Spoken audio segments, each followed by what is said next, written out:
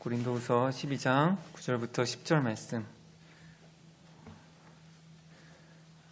2절 말씀인데 저와 성도님들 함께 읽도록 하겠습니다. 시작. 나에게 이르시기를 내 은혜가 내게 족하도다. 이는 내 능력이 약한 데서 온전하여 짐이라 하신지라.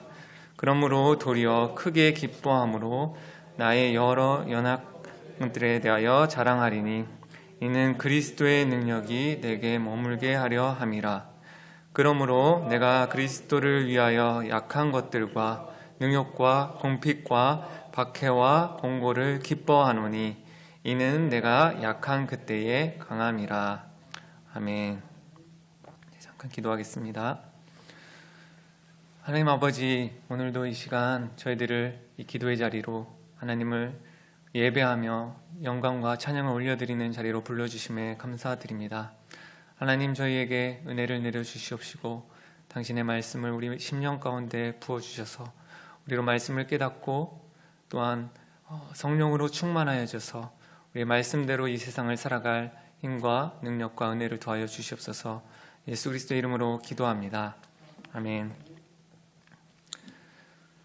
오늘 우리가 읽은 고린도후서 말씀은요, 후반부에 많은 부분을 차지하고 있는 내용이 바울이 자신의 사도직을 변호하는 내용들로 채워져 있습니다. 바울은 고린도 교회를 그렇게 세우고 그렇게 시작하였던 목회자로서 고린도 교회 성도들에게 당연히 그 사도로서의 존중과 존경을 받았어야 됐는데 왜 그렇게 바울이 열심히 자신의 사도직을 변호하였을까요? 그 이유는 여러 가지 이유들이 있지만 두 가지를 좀 크게 말씀드리면, 먼저는 그 고린도 교회에 바울이 그 자리를, 그 교회를 비우고 다른 지역으로 가서 전도를 할 때에 이방 거짓 사도들이 그들 가운데 들어와서 자신들의 권위를 높이고 또 사도 바울을, 그 권위를, 사도직을 그렇게 낮춤으로 인해서 자신들이 하고자 하는 것들을 하고 진리의 말씀들을 그렇게 흐리게 만들었습니다. 거기에 영향을 받은 그 고린도 교회의 성도들에게 바울은 자신의 사도직을 변호하고 지키는 것이 너무나 중요했습니다. 이것은 자신을 위해서만이 아니라, 자신을 위해서가 아니라 자신이 사도직으로서 그렇게 복음의 진리를 가르치고 전파하였던 것이, 그 진리가 사람들에게 그렇게 잃어버린 바 될 것이 너무나 중요했기 때문에 그렇게 자신을 변호하였습니다. 또한 그 자신이 유럽 교회 여러 교회들에 그렇게 교회를 세우고 했던 모든 교회들 가운데 이 고린도 교회의 영향을 받아서 그 교회들이 선교에 있어서 그리고 그 복음이 전파됨에 있어서 타격을 받을 수 있었기 때문에 바울이 그렇게 자신을 변호하였습니다. 사도직을. 그래서 바울이 자신을 드러내고 나타내기를 싫어하는 사람인데, 그리스도의 복음을 받아들이고 겸손하여서 오직 그리스도만을 나타내고 싶은 바울인데도 바울이 어쩔 수 없이 그렇게 자랑을 하며 자신의 사도직을 그렇게 변호하는 모습을 볼 수 있습니다.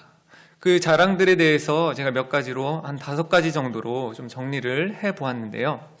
첫 번째는 바울이 자신의 혈통과 신분에 대해서 이야기를 합니다.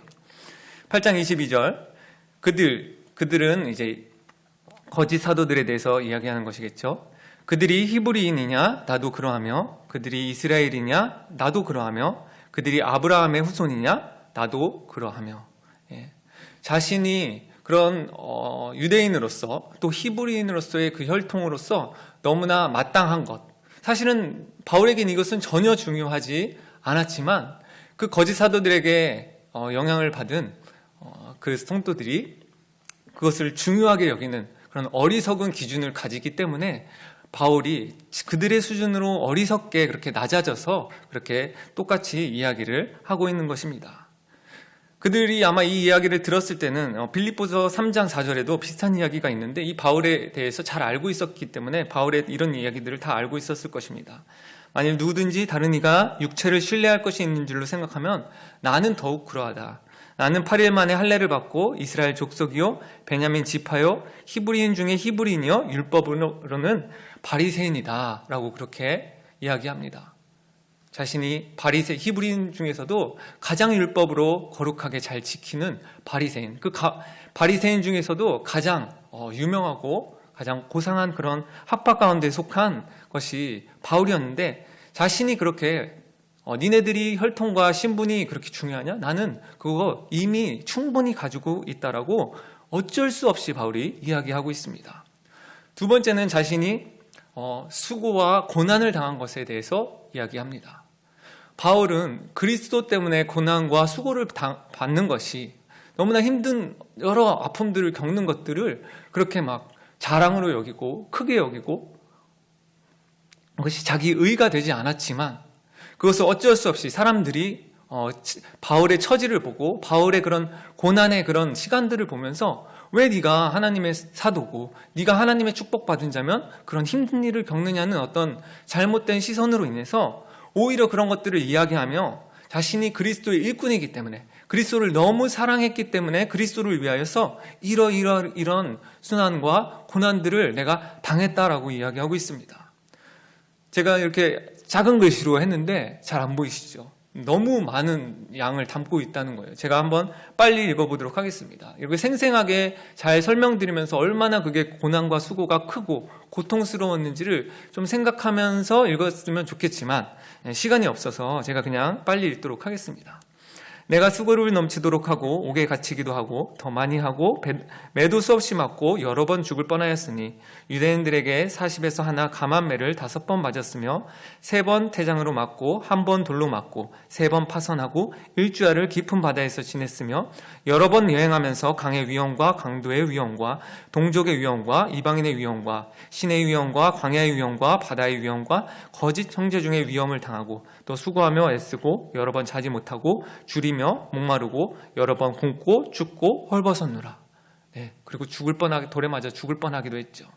이 중에서 한 가지만 우리가 그리스도로 인하여 당하여도 이것은 너무나 큰 일인데, 바울은 정말로 셀 수 없이 많은 일들을, 우리가 상상하지 못하는 일들을 그리스도로 인해서 수고하고 고난 당하였습니다. 그리고 이것으로 인해서 자신이 그리스도의 일꾼임을 지금 나타내고 있는 것이죠. 세 번째로는, 어쩌면 바울에게 있어서는 이렇게 힘들고 어려운 이 외부의 고통들이 보다 자신의 내부에 있는 고통들이 더 힘들었을지도 모르겠습니다. 그것은 바로 교회를 향한 사랑 때문에 자신의 마음 가운데서 그런 애끓는 그런 감정으로 염려하고 아파하는 모습인데요. 28절에 그 수많은 외적인 고난과 역경들을 이야기한 후에, 이 외에 이런 고사하고 아직도 날마다 내 속에 눌리는 일이 있으니, 자신의 마음속에서 교회를 너무 사랑해서 눌리는 거예요. 곧 모든 교회를 위하여 염려하는 것이라. 누가 약하면 내가 약하지 아니하며 누가 실족하게 되면 내가 애타지 아니하더냐. 바울은 그 교회를 너무 사랑해서 그 마음이 너무나 고통 가운데 있고, 이것이 자신이 그리스도의 사도라는 그런 증거로서 나타내고 이야기하고 있는 것이죠. 사실 바울은 이것을 너무나 그리스도를 때문에 고난당하고 순환당한 건 너무나 당연한 거고, 또 내가 교회를 이렇게 사랑하는 거 막 사람들한테 막 자랑하고 막 나타내고 드러내고 싶지 않은데도 불구하고 그들 가운데 어쩔 수 없이 그들이 어리석은 기준으로 그렇게 판단하기 때문에 그렇게 아주 조심스럽게 그렇게 이야기를 하고 있는 것입니다. 네 번째로는 바울이 정말로 가장 머뭇 주저하고 조심스럽게 꺼내는 이야기입니다. 그것은 1절 말씀에서도 무익하나마, 이건 무익하지 않다. 예수님을 길을 따라서 내가 겸손하게 말하는 것이 아니다. 그럼에도 어쩔 수 없이 부득불이라는 표현을 써가면서 자랑을 한다고 이야기를 합니다. 그것은 바로 주의 환상과 계시에 대해서 말하고 있습니다. 그 당시에 거짓 사도들이 주님으로부터 받은 어떤 환상, 계시들을 말하면 사람들은 그것을 통해서 그 사람들을 우러러 보고 또 높게 평가하고 권위를 그렇게 권위 있게 바라보는 그러한 가운데, 바울은요 사실은 이것을 경험하고도 2절 말씀에 보면 14년 전에 경험하고도 아직까지 한 번도 이야기하지 않을 정도로 그렇게 너무나 조심스럽게 이것을 자기의 개인적인 경험으로만 간직하고 있습니다. 게다가 지금 이것이 마치 자기가 아니라 다른 제3자, 3인칭의 시점을 그렇게 빌려와서 그렇게 매우 조심스럽게 자기가 아닌 것처럼 하지만 자기의 경험을 그렇게 풀어서 이야기하고 있습니다.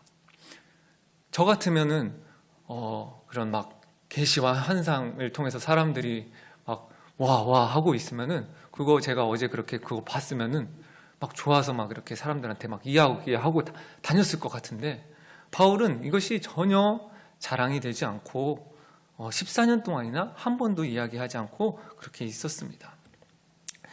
이렇게 바울은 정말로 원하지도 않는, 하지만 어쩔 수 없이 그들의 어리석은 수준에 맞춰서 그래야만 그들이 알아듣기 때문에 그렇게 이야기를 하고 이제 드디어 자신이 너무나 진짜 자랑하고 싶은 거, 정말로 이 자랑을 못해서 그동안은 억지로 자랑했다면 그것이 바울의 마음에서는 정말 이 부분부터는 시원했을 것 같아요. 바울이 진짜 자랑, 자기가 하고 싶은 자랑을 하기 시작합니다. 그것은 바로 자신의 약함에 대해서 자랑하고 있습니다. 자신의 연약함을 통해서 그리스도가 나타나고 그리스도의 능력이 온전해지는 것이 자신의 큰 자랑인 것이죠. 나의 여러 약한 것들에 대하여 자랑하리니. 그렇게 바울은 그리스도를 마음껏 자랑하고 있습니다. 그것이 왜 자랑이 될까요? 자신의 연약함이 왜 자랑이 될까요? 그것은 자신의 연약함을 통로로 하여서 그리스도가 나타나는 거예요. 그리스도의 능력이 나타나서 다른 사람들을 회복시키고 살리고 치유하기 때문에 자신의 연약함마저도 그것이 너무나 귀하게 생각되고 자랑할 것이 되어 버리는 것이죠.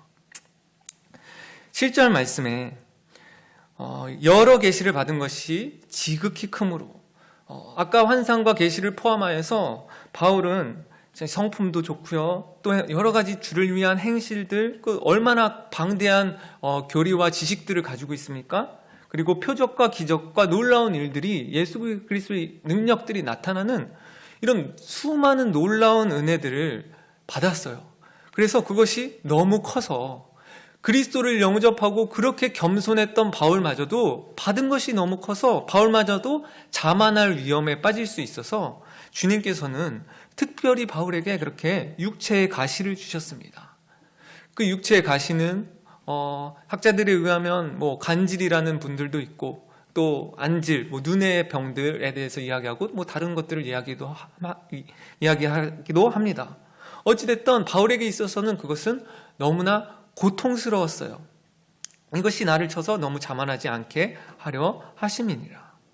8절 말씀에 이것이 내게서 떠나가게 하기 위하여 내가 3번 주께 간구하였더니, 바울은 이 글에서는 굉장히 무덤덤하게 사실 표현하고 쓰고 있지만 우리 가운데 우리 인생에서 가장 나를 괴롭히고 가장 이것만은 제발 없어졌으면 좋겠는 어떤 육체의 가시든 어떤 우리 안에 있던 가장 깊은 곳의 그런 고통을 한번 생각해 본다면 바울이 그냥 기도하지 않았을 거예요. 그 3번의 한 번의 기도 가운데 얼마나 간절하고 얼마나 애타게 오랫동안 그것을 기도했을지가 상상이 됩니다. 그렇게 바울이 간절하고 애타게 3번 주께 간구하였어요. 그리고 드디어 주님의 응답을 받았습니다. 주님의 응답은 이거였습니다. 나에게 이르시기를 내 은혜가 내게 족하다. 내 은혜, 그리스도의 은혜가 바울 너에게 족하다, 넉넉하다, 충분하다. 이는 내 능력이, 예수님의 능력이 약한 데서 온전하여짐이라. 바울의 약한 데서 그리스도의 능력이 온전하여진다는 응답을 받았습니다. 그러고 바울이 그러므로 도리어 크게 기뻐하였어요. 바울이 누굽니까? 그리스도에 대해서 얼마나 방대한 지식을 가지고 있으며 또 그 체험 또한 누구보다도 깊은 사람이 바로 바울 사도 아니겠습니까? 그런 바울마저도 그리스도, 가장 연약한 자리에서 그 십자가에 연약한 그 그리스도, 십자가 그리스도께서, 예수님께서 자신의 연약함과 그렇게 연결이 되어서 그 연약함을 통해 그 그리스도가 드러나고 그것이 예수 그리스도의 능력이 되고 그 십자가의 능력이 강함이 된다는 것은 한 번도 생각해 보지 못했던 것 같아요. 그래서 이 응답을 받고 이 말씀을 받고 깨달음으로 인해서 크게 기뻐하게 되는 것이죠. 가장 연약한 십자가가 그 예수 그리스도가 자신의 연약함이라는 통로를 통해서 강한 능력으로 나타나시고 드러나신다. 이것을 깨달은 바울인 것입니다. 우리는 우리의 연약함에 대해서 정말 잘 아는 것 같습니다. 저도 그래요. 저는 저의 연약함에 대해서 너무 잘 알고 있습니다. 그리고 하나님의 강하심에 대해서도 우리는 잘 알고 있어요. 하나님이 얼마나 강하신지, 얼마나 위대하시고 전지전능하신지. 그런데 잘 경험하고 잘 깨닫기 어려운 것은, 잘 인정되어지기 어렵고 그런 관점으로 적용하고 바라보기 힘든 것은, 우리가 연약할 때 하나님께서 강함이 되신다는 것은 어려운 것 같습니다. 왜냐하면 세상에는 그런 방식이 없기 때문이죠. 연약함은 피해야 되는 것, 감춰야 되는 것, 정말로 쓸모없는 것들이고, 강한 것들을 항상 추구하며 아기 때부터, 어려서부터 우리는 경쟁 사회에서, 약육강식에서 강함을 추구하는 그런 모든 생활 방식에서 그렇게 경험했기 때문에 한 번도 없는 것을 우리는 깨달아야 되기 때문에 그것이 깨닫기 어렵습니다.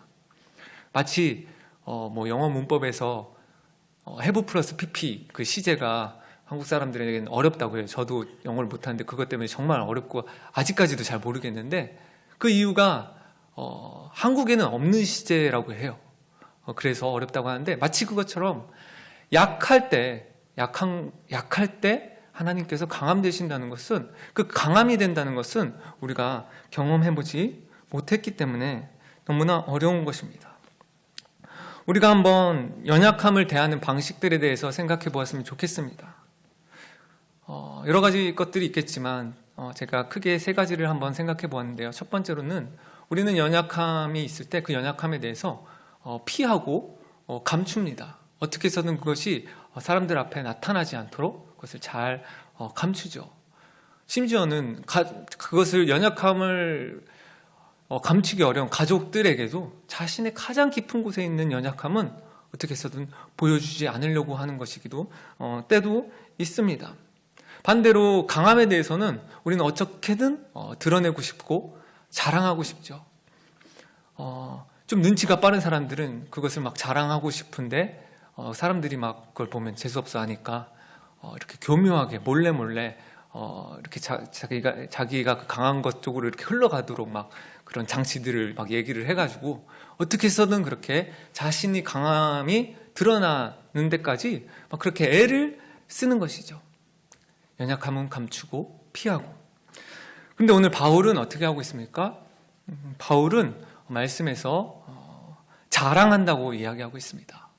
나의 여러 약한 것들에 대해서 자랑한다라고 이야기하고 있습니다. 여러분들 약한 것들 다들 있으시죠? 그런 것들이 자랑이 되고 있는지 한번 생각해 보는 시간이 되었으면 좋겠습니다. 두 번째는요, 우리가 이 연약함을 대하는 방식이, 우리는 그 감정들이 슬프고 또 절망스럽고 막 처량하고 자기 연민으로 그렇게 고통스럽습니다. 그런데 바울은 반대로 지금 어떻게 하고 있습니까? 크게 기뻐하고 있죠. 그게 그리스도의 복음을 깨달은 사람의 연약함을 대하는 방식인 것 같습니다.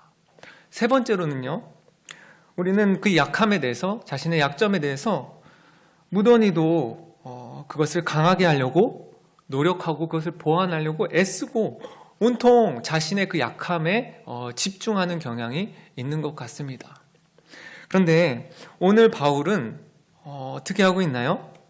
자신의 연약함에 집중하는 것이 아니라 자신의 연약함을 통해서 드러날 그리스도께 지금 집중하고 있습니다. 이는 그리스도의 능력이 내게 머물게 하려 함이라.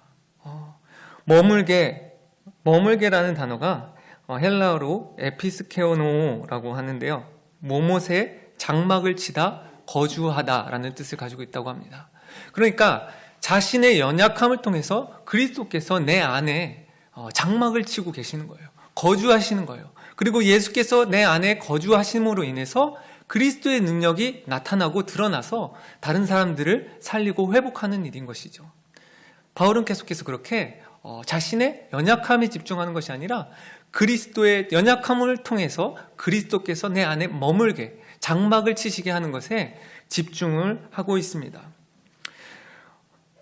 초점은 내가 질그릇인 것에 있지 아니하고 우리라는 이 질그릇, 나라는 이 질그릇에 담긴 예수 그리스도, 이 보물, 예수 그리스도께서 내 안에서 존귀하고 보물이 되는 것, 이것이 가장 우리가 집중해야 되고 초점으로 맞춰야 될 것인 것이죠.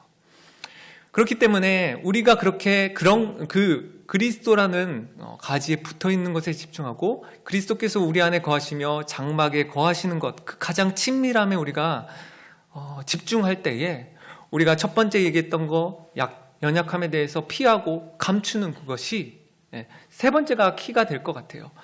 그 감추던 것이 자랑하게 되는 것이고요.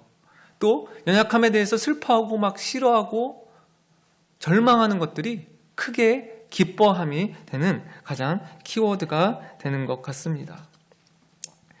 이것은 바울 혼자만의 특별한 방식, 하나님께서 바울 혼자만의 그렇게 특별한 방식으로 인도하신 방식이 아니라는 것을 모두들 아실 것입니다.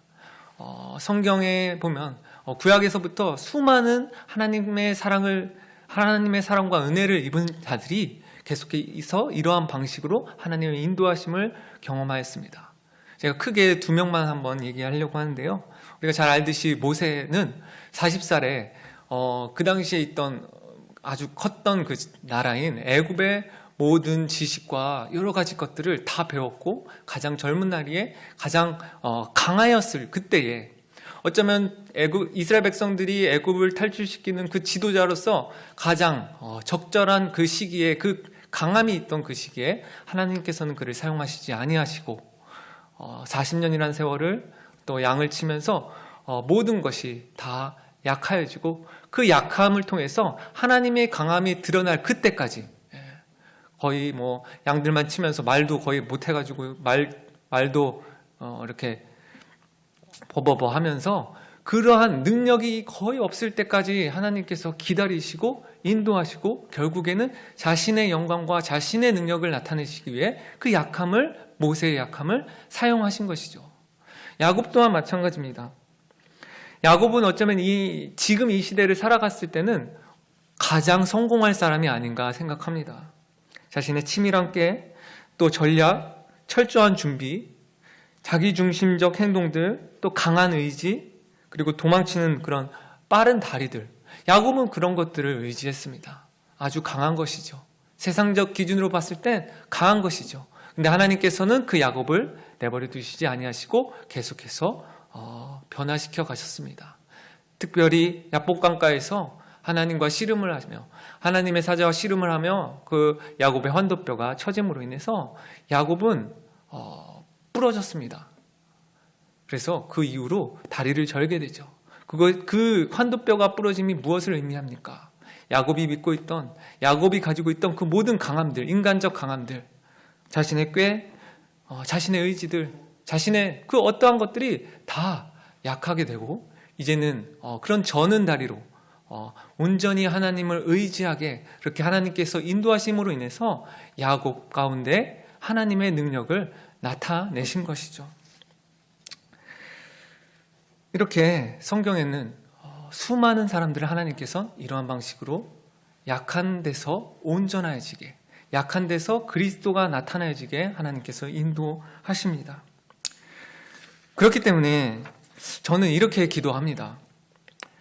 주님, 나를 통해 그리스도께서 존귀되신다면, 내 안에 그리스도의 능력이 나타난다면, 그래서 다른 사람들을 살리고 치유하고 회복시킨다면 저는 고통받고 고난받아도 좋습니다. 제 연약함이 드러나도 좋습니다. 그렇게 인도해 주세요. 이렇게 기도해요. 근데 계속 이렇게 기도할까요? 계속 이렇게는 못 기도해요. 제가 믿음이 가장 강할 때에, 주님과의 그 친밀함이 너무 강할 때에 주님께 그렇게 기도합니다. 왜? 그리스도가 내 안에 나타나는 것, 그리스도를 통한 그 능력이 나타나는 것이 저의 삶에 그 믿음이 가장 강했을 때 가장 귀한 것이 되기 때문에, 제가 너무나 힘들고 고난과 아픔, 또 그 연약함이 너무 싫은 거잖아요. 근데 그 연약함마저도 그렇게 나타나도 괜찮게 돼버리는 것이죠. 그런데 제가 믿음이 약할 때는 그것들이 너무 싫습니다. 고난받기도 싫고요, 고통당하기도 싫고요, 연약함이 드러나는 것도 너무 싫어요. 그래서 가장 친밀한 그때에 그렇게 기도하면서 덧붙여서 기도합니다. 주님, 제가 믿음이 연약해서 그런 주님께서 그렇게 인도하시고 그게 필요하실 때에, 연약함과 고난들을 허락하실 때에 제가 이렇게 찡찡대고 주님 하지 말게 해주세요. 주님 그리스도의 능력 안 나타나도 되니까 이 연약함 안 드러나게 해주시고 이 고난 안 당하게 해주세요 라고 그렇게 기도할 때에 저의 기도를 절대 들어주지 마세요. 이렇게 기도를 해요. 가장 친밀함 가운데서 하나님을 너무 사랑할 때 한 기도의 시간에, 그 시간에 기도해서 그런지 하나님께서는 이 기도에 대해서 너무 잘 응답해 주세요. 그래서 제가 믿음이 좀 연약해가지고 막 그 고난들이 싫고 또 연약함들이 막 싫어요, 막 하나님한테 떼서서 없애주세요 할 때에 하나님께서는 이 기도를 꼭 잘 응답하셔서 안 없애주십니다. 그리고 그 고난들이 계속되죠. 그러면 저는 막 때를 계속 씁니다. 아니 주님 안 돼요, 지금 안 돼요 하면서 때를 쓰다가 결국은 어떻게 하냐? 제가 말씀을 붙잡을 수밖에 없지 않습니까? 그래서 붙잡는 말씀이 오늘 말씀입니다. 나에게 이르시기를 내 은혜가 내게 족하도다. 이는 내 능력이 약한 데서 온전하여짐이라. 이 말씀 붙들고서 막 찬양 계속 막 부르죠. 약할 땐 강한 대신에 나의 보배가 되신 주, 막 이렇게 찬양을 부르면서 말씀을 붙잡으면 또 저의 또 연약함에 대한 관점들이 또 바뀌게 되고, 또 그렇게 연약함을 통해서 드러나시는 그리스도의 능력을 체험하게 되는 것 같습니다. 오늘 고린도전서 1장 27절부터 29절 말씀 함께 읽고 말씀을 마치도록 하겠습니다. 1장 27절 읽겠습니다. 시작. 그러나 하나님께서 세상의 미련한 것들을 택하사 지혜 있는 자들을 부끄럽게 하려 하시고, 세상의 약한 것들을 택하사 강한 것들을 부끄럽게 하려 하시며, 하나님께서 세상의 천한 것들과 멸시받는 것들과 없는 것들을 택하사 있는 것들을 폐하려 하시나니, 이는 아무 육체도 하나님 앞에서 자랑하지 못하게 하려 하심이라. 이것이 바로 우리를 이끄시는 하나님의 방식임을, 인도하심임을 우리가 믿으며 나아가는 한 주 되었으면 좋겠습니다.